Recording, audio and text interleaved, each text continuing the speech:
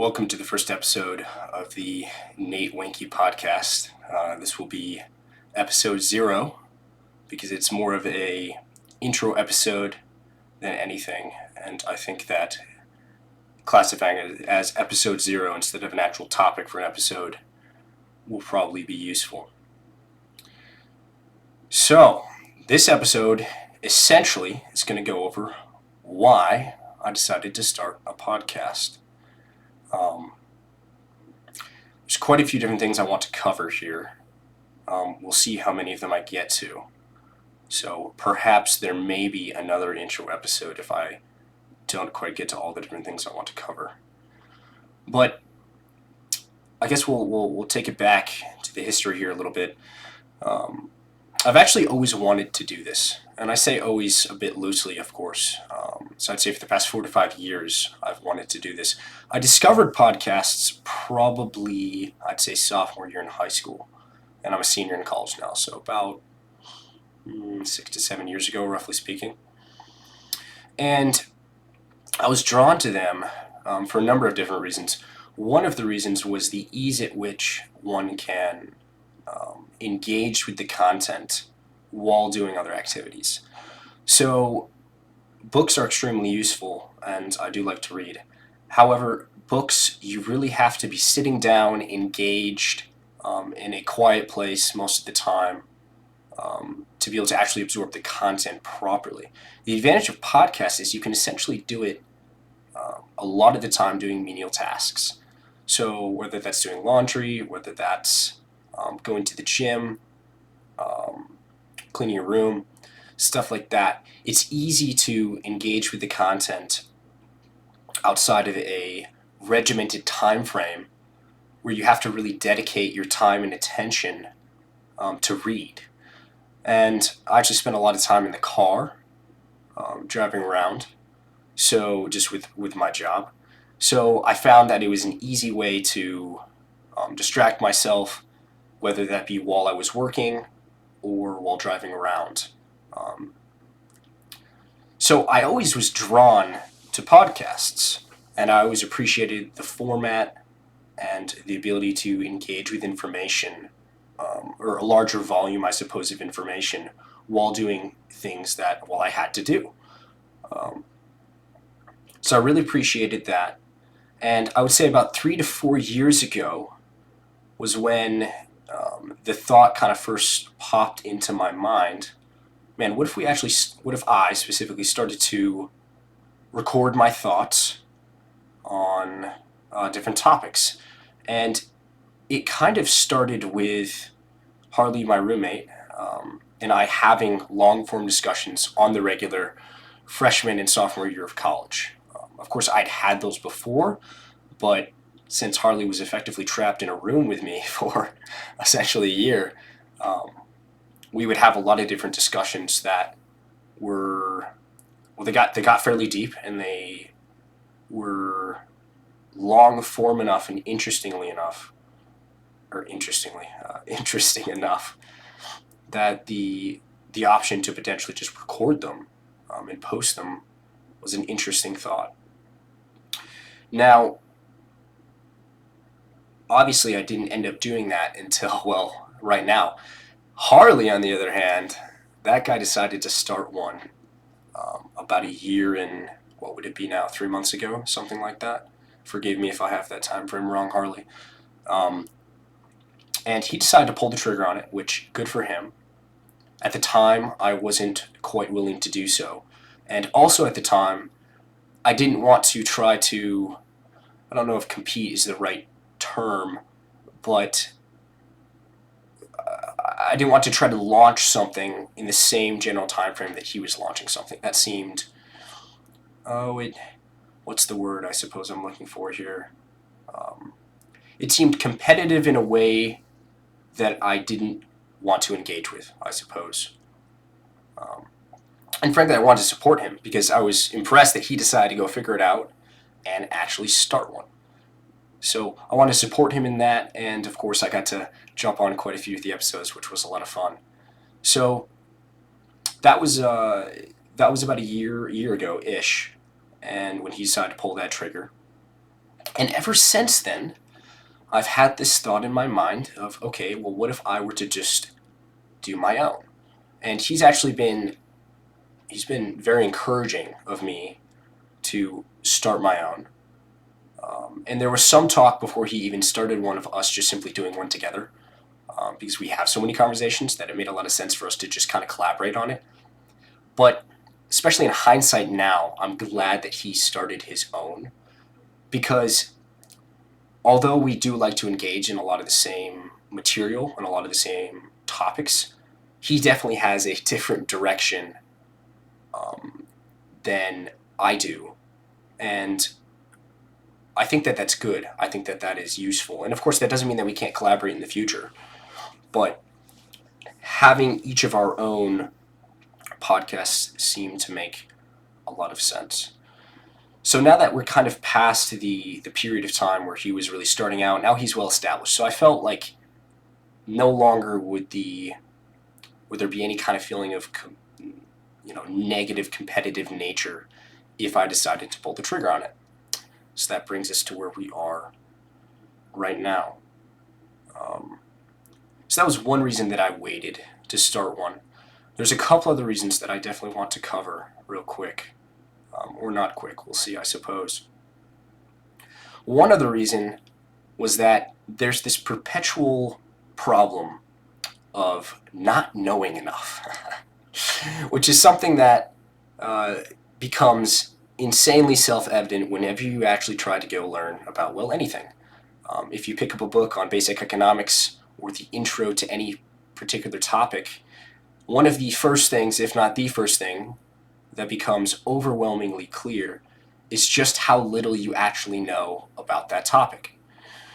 And that, let's say that idea, that reality, has permeated my life to a large degree, especially because I really enjoy engaging with new material. And the more and more you gauge with new material, and the deeper that you get into material that you've explored partially before, the more that you realize just how complex things are and how insanely complicated they are. So there's always the hesitancy of, man, I might just not know enough, which is probably 100% accurate almost all the time. You don't know enough in reality. So even though that's a legitimate concern, there's no other way. You could never get to a place where you could actually confidently say, I know enough to have a monopoly on the truth and know exactly everything there is to know about this given topic. I'm not saying that there can't be experts in given fields. There certainly are. But one of the reasons that they're experts is because they recognize simply how complicated their own field is. And they may be an expert in the current literature or what is known as of right now to a large extent. However, new research and new data is always being processed and coming out. So it's difficult to ever claim that you have a full monopoly on truth. And certainly with the topics that I hope to cover, there's no amount of preparation that could possibly get you to a place where you might feel, oh, I feel perfectly comfortable talking about this. I have nothing to learn. And I actually don't even think that that's the goal, to not learn or feel perfectly comfortable talking about something. Now, there still is a discussion about, okay, what level of competence do I want to have before I try to talk about something? And that's a very open question. That's very nuanced and can have a lot of different answers. So I guess knowing that nuance and knowing my own internal ignorance, I was concerned that I did not know enough, or I did not understand things well enough, or have enough confidence in what I was saying to even dare put it out there in a recorded format. So that was a big roadblock, let's say, to even starting one. One of the lines by Jordan Peterson that I always appreciated in this context was, you have to be a fool before you can be a master. And the general premise of that is that in order to become competent in anything, you have to fail stupidly and receive feedback from others, or there's no way to improve. So a necessary part of finding the truth is by failing stupidly and getting feedback from others and updating what you think. So if there was one way of describing what I'm hoping to do here, it's that. I hope to fail stupidly and become more competent, knowledgeable, and nuanced in the process of failing stupidly. And I suppose in the future, I hope that I can fail less stupidly and perhaps say things that make a little bit more sense. But that remains to be determined. So that perpetual problem of our limited existence and our limited state of knowledge has always been an easy out for trying to start something like this, for sure. One of the other issues that I run into when I was thinking about starting something like this, and certainly right now, is that goes directly along with this idea of not knowing enough, is inherently when you start something like this, when you decide, you know what, I feel like I have something worth saying, I have something that I want to put out there in a public format, there's an implicit and even potentially an explicit assumption that you're making a statement of, I have knowledge in this area, I have competence in this area, I have something to say. And it's so difficult to get away from the potential arrogant connotation that comes with an endeavor or a journey like that. Because inherently it seems like it's almost interconnected there. It's an easy criticism to say that, oh, well, obviously this person is putting this information out there in a public format. He or she must think that they are somehow, competent or wise in whatever thing that they're talking about. And it's easy to criticize that. And part of me understands that. But as I was saying previously, it's inherent in any intellectual endeavor. It's inherent in any conversation. It's inherent in anything new that you're going to say stupid things. You're going to mess up.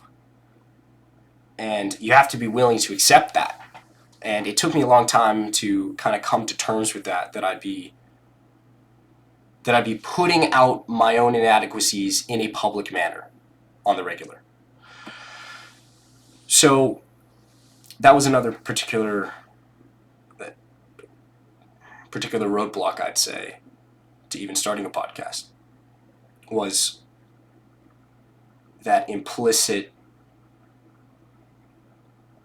I'm trying to think of a better way to say it, but I think arrogance is the best way to put it.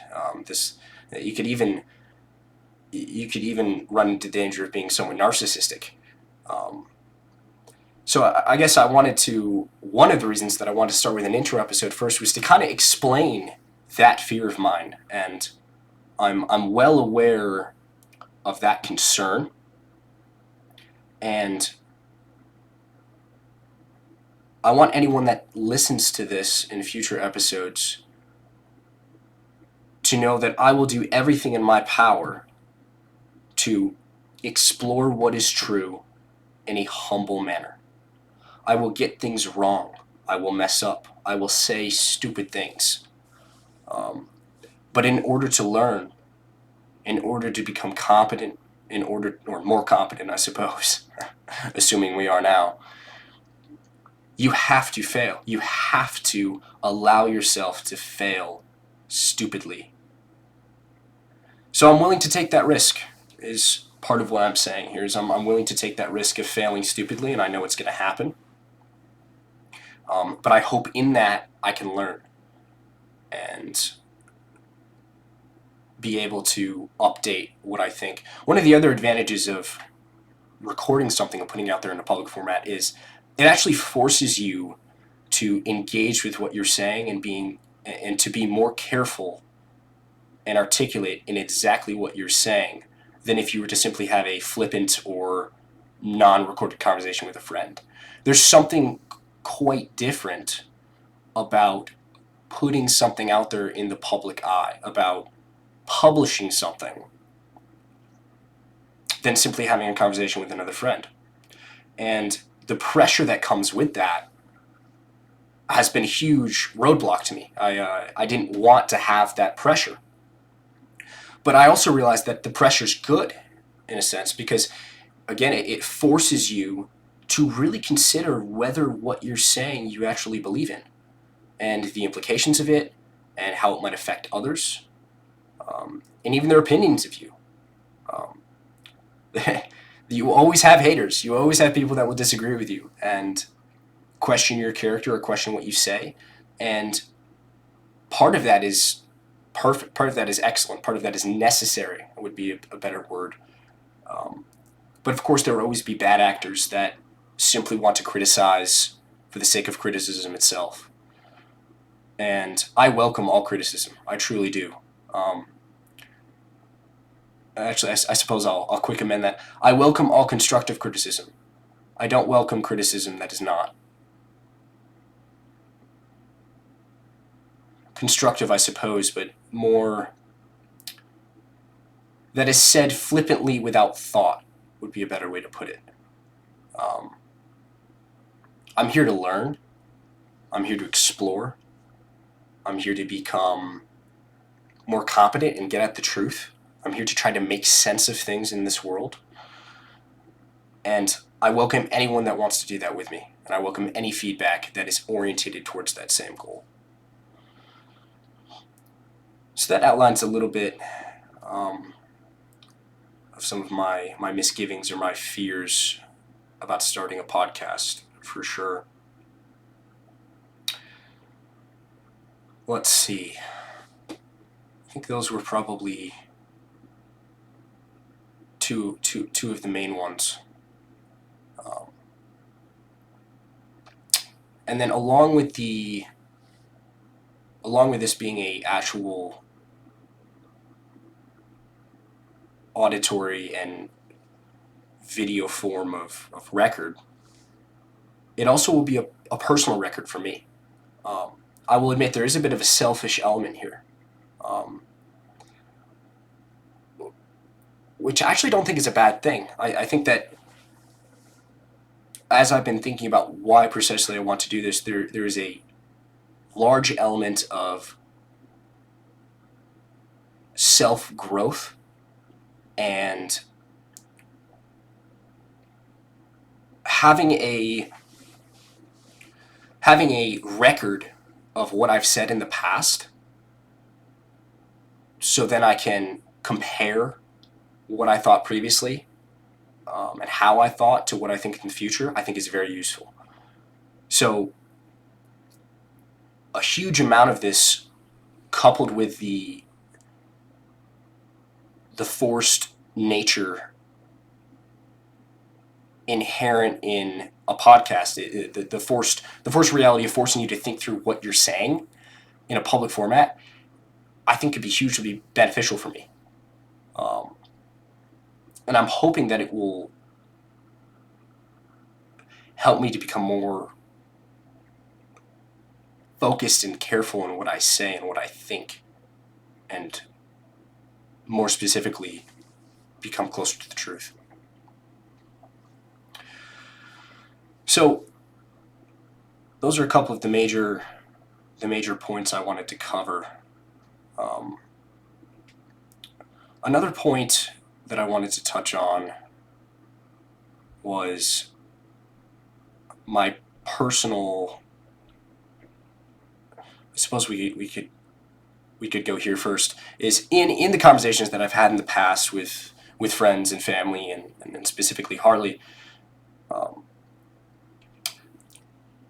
There always seems to be an element of hopelessness, or I don't know about always, I take that back. There can be an element of hopelessness in what we're saying, in terms of we can fall into the trap of being in a bit of an echo chamber of our own personal ideas or ideas that we find to be comfortable or true even, and lament the fact that other people don't seem to agree with us.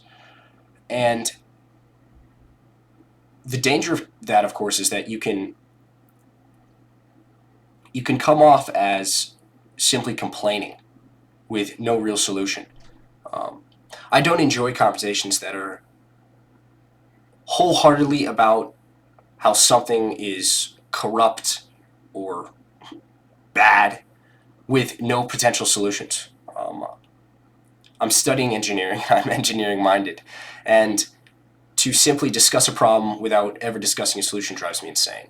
Now, I would find myself falling into that trap at times. I'd find myself lamenting the current political state, or the the current state of religion in my social circle, or whatever it happened to be, whatever issue I was talking about at the time. And it occurred to me that perhaps I could stop complaining and actually try to make a positive impact and change people's minds. If I was so convinced in private that I had something worth saying, perhaps I should put that out there and see what kind of feedback I get and see if it's positive or negative, and potentially realize that I might not actually have something worth saying, or people don't resonate with what I'm saying. And that's extremely useful, because back to one of the initial points is I can then update my mental maps. So there was an element of, there's certainly an element of that, an element of, it's kind of one of my rules, I suppose. I don't get to complain and then refuse to try to solve whatever problem I'm talking about. And I can easily fall into that trap. And I've noticed that in the past. So I think this will kind of force me to, put my thoughts out there and ensure that I'm not simply complaining without any form of solution. I'm not trying to make, I'm not trying to make a difference. Because perhaps I am trying to make a difference. Perhaps I do think there's something that I could say that could have a positive impact on someone.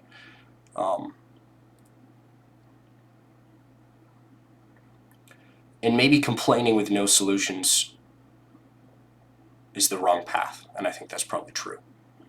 Or rather, complaining about a problem without even trying to generate solutions seems to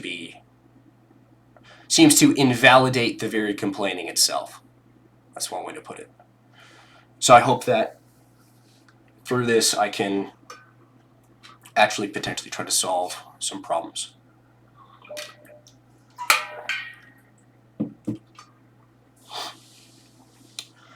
Another one of the things that I want to touch on was I've had a number of experiences in my life where, frankly, quite a few, where I've had very serious and deep conversations with individuals in my life. And the resulting outcome could only be described as necessary and good. And it's occurred to me that perhaps if those conversations, if those ways of framing things resulted in good outcomes with those individuals, perhaps it could result in good outcomes with more people. So I'll take a step back here and quick talk a little bit more about myself and why I think I might have a unique ability to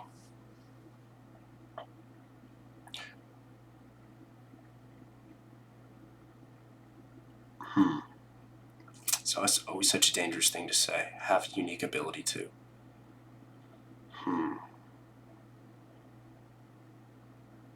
Why I might be able to make a positive impact. I'll put it that way. So, for anyone that knows anything about personality, one of the classic categorizations of personalities through the big five personality traits. And one of those personality traits is called the openness dimension. And there are two subcategories within that big five category. And the two subcategories are essentially a creativity dimension. It's called openness to experience. And the other one is called intellect. And intellect is not to be confused with IQ. Those are two very different things. Intellect is simply interest in abstract ideas and the discussion of them, whereas the creativity / openness to experience dimension is more artsy, for lack of a better term. How interested in music are you? How interested in genuine acts of creativity are you? That's kind of one way to put it. And ironically, I'm in the I think it's the third or fourth percentile for the creativity side of things. But I'm in the 98th percentile for the intellect side of things. So that's just some background to why I'm extremely interested in abstract ideas and ideas in general. So I've always enjoyed talking about them. And I've always enjoyed trying to figure out what the truth is. And I've found that discussions with others, or simply discussing things out loud or forcing yourself to articulate what you think, has been immensely useful for me in those things. So what better way to engage in that than in a public forum like a podcast? I've also always enjoyed having rather, for lack of a better term, I suppose it does sound somewhat cliche, but deep conversations. I'm not interested in surface level things, generally speaking. It's not that I won't have surface level conversations. They have their utility. But in general, I like to skip past that / hurry past that and get to, the why. Why people think what they think. Why are they passionate about it? Why do they think it's meaningful? Why are they pursuing what they're pursuing? And I've always been deeply interested in psychology and philosophy and the study of religion, which is akin to the value dimension. And why do people value what they value? And I think because of that interest, I've been forced to do a lot of soul searching, is one way to put it. I've been forced to engage with material to figure out my why. And I went through a process in my 20s. I suppose I am only 22, so let's put it this way. I went through a process between the ages of 18 to, I would say now, but specifically 21 range, where my mental maps changed radically. And I dare say I found my why, perhaps, or at least a more coherent version of my why. And I went down a rather unique path to find that. I grew up in a rather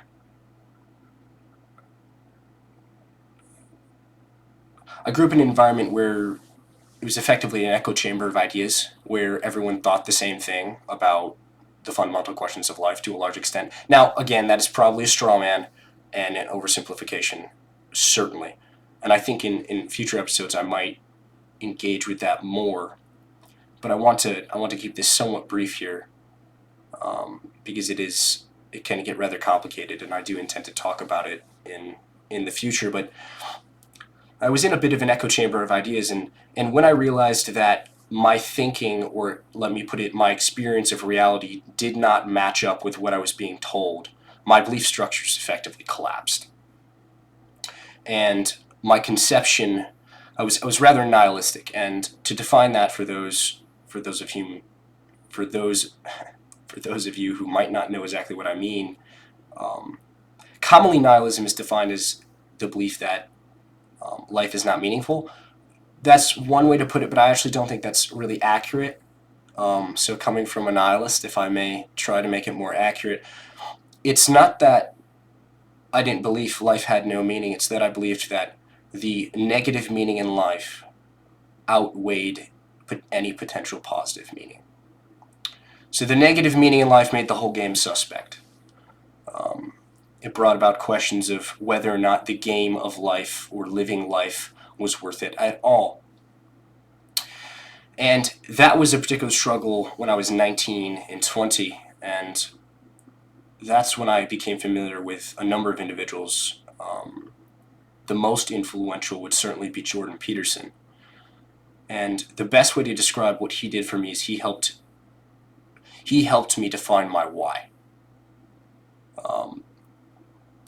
Specifically by putting words to things that I did not have words for. So over that period of time, I read a series of books, and I'll list off a few of them here, and I intend to actually go into detail about all of them, hopefully in future episodes. One of the books was Man's Search for Meaning by Viktor Frankl, which is essentially both an autobiography and, a partial autobiography. Viktor Frankl essentially recounted his time in the concentration camps of Nazi Germany and what he experienced while he was in those camps, both in relationships with other prisoners, those in charge of the prisons, himself, broader society, etc. And then he actually goes into what he calls logotherapy, which I suppose I can talk about more at a later time. That was a very influential book. Another book was a book called The Gulag Archipelago, which is a description of the absolute catastrophe of the Soviet state, all the way from Lenin until the fall of the Soviet Union in the late 1980s, if I have that timeline correct. And I suppose I should take a quick step back here. All these books shared a similar theme, which was that they were a deep investigation into evil and the motivation for it. And in my nihilism, I was rather troubled by the reality of suffering in the world and how exactly, again, the classic question came up was, given the reality of suffering, and more specifically, evil in the world, is there a mode of being that can justify the catastrophe of existence? And I was rather skeptical of the good. There was this conception of God that had been portrayed to me that I did not find to be accurate or represent the reality in which I faced every day, or the facts that I knew about the world and how it worked. It did not seem to align with the severity of consciousness and what comes with that. So, in my quest to figure out what exactly I thought about whether life was worth pursuing, I found these books, and they were the darkest things I could find. They were the darkest things that I could read. And one way to look at this is, in order to believe in the light, I had to believe in the dark first. I had to believe in evil and its wrongness before I could believe in the good. Another way of putting this is I had to believe in Satan before I could believe in God. And these are very crude ways of saying incredibly complex things. And I hope to talk about this and my personal journey in this dimension more in the future. But I wanted to give this background because it sets the stage for some conversations I had in the past and what I want to talk about for another reason, or another reason why I want to start this podcast. But I went to some very dark places while reading those books, and I went to, intellectually, they changed me psychophysiologically for the rest of my life. So these were no These were no fictional stories for fun, that's for damn sure. And it was because I had gone to those places and read what I read that I was able to connect with individuals going through similar things in a way that I would not have been able to do if I had not done it myself. So that's where I'm going here. Is I had a number of conversations with people over the past couple of years where it was because I understood the crisis of meaning that they were having because of personal experience and a personal journey that I was able to articulate what I felt and they told me they needed to hear. And I'll talk about one situation specifically. As a freshman in college, Harley and I got a call around 2 a.m. from a mutual friend. I'll just leave it at that. And to say the least, he was going through a particularly rough time and was quite suicidal at the time. So we got up and drove over to go talk to him and talk him down from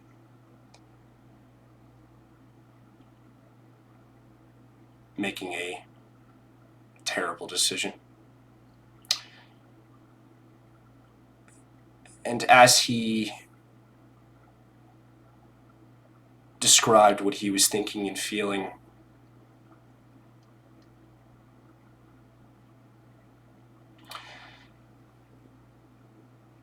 I would not have been able to articulate the truth that he said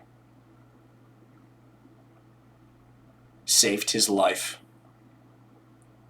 if I had not experienced and gone through a similar reality and came out with answers that I think are not just true but bedrock truth.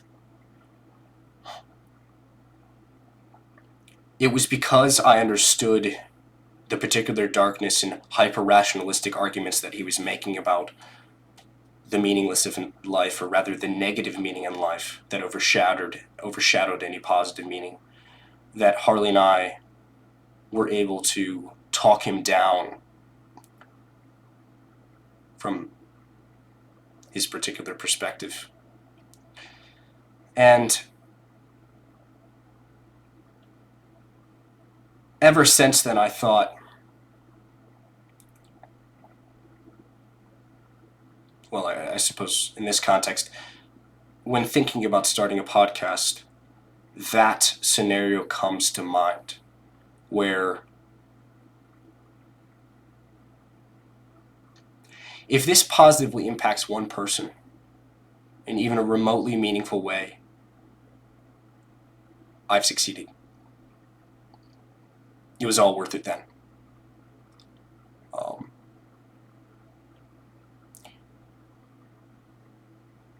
Which is an incredibly low bar, which I think is part of the point. I don't know if this will succeed. I don't know what success would look like. I'm not quite sure what I hope to come out of this. I don't know how long it will last. I don't know what frequency I'll do this. Probably going to fail and learn a lot along the way. But if simply one person has a remotely positive impact from something that I have said, it's worth it. And I've had enough situations in my life where the uniqueness of how I think and how I can articulate certain things has helped other individuals process and put words to things that they couldn't find anywhere else.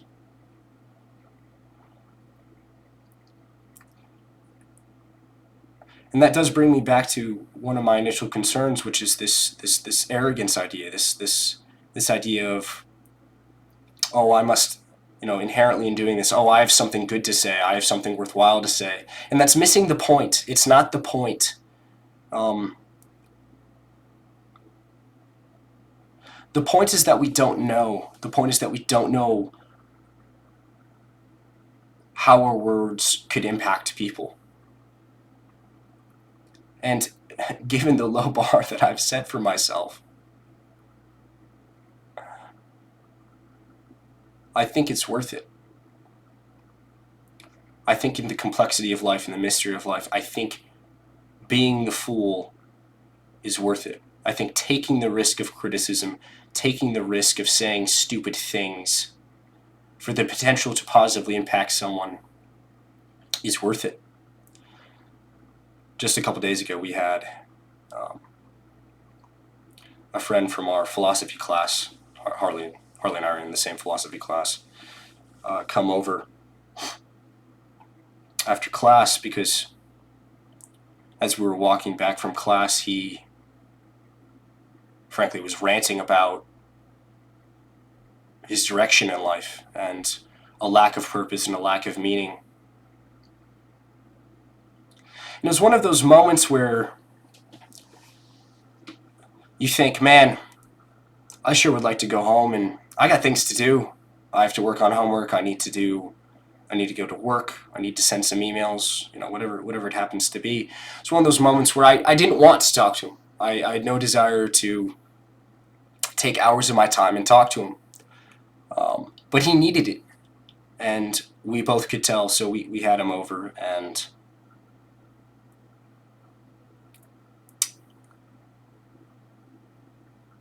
at one point in the conversation,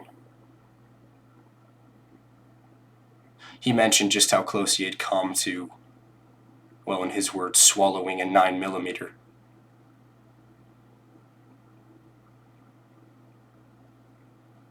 And at the end of the conversation, he shook both our hands and said, essentially, thank you for giving me the words to describe what I knew to be true but couldn't describe myself. And this has been one of the most positive conversations of my life. And that makes it worth it, man. It makes it worth it when you have those types of reactions. It makes messing up, it makes being a fool, getting the criticism, putting yourself out there all worth it. And I don't know if I'm going to have that kind of reaction. I very well might not. I may find out that I really have nothing useful to say at all, which that'll be a good learning opportunity. So who knows? Truth is a mystery. We're conscious beings that don't understand the world nearly at all. But we have tough questions to answer. This is an all-in game. What was the quote? There's only two certainties in life: death and taxes. I don't know who said that, but it's not money. The humorous element of that statement, I think, is necessary, but the death part is rather sobering because you realize that you're in an all-in game. There's no reruns. There's no second chances, and we do with that what we will. Something that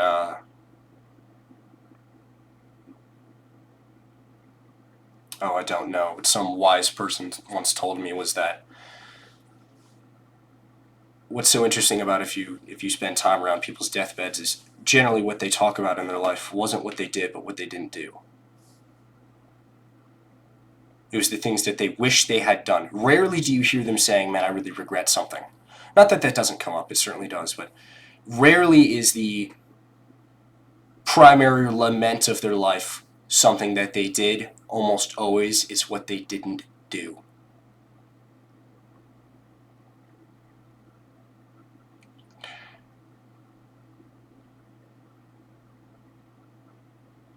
So we're doing it. We're going to see what happens. Fail along the way and see what happens. And perhaps find some truth along the way as well.